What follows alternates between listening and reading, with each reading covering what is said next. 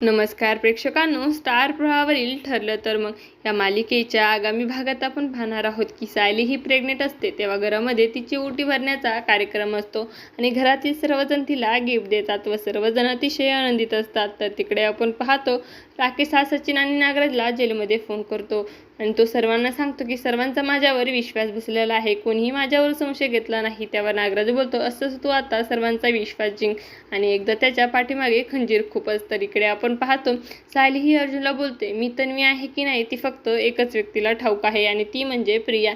मी जाऊन तिला भेटते आणि तिला विचारते खरी तन्वी आहे का मी.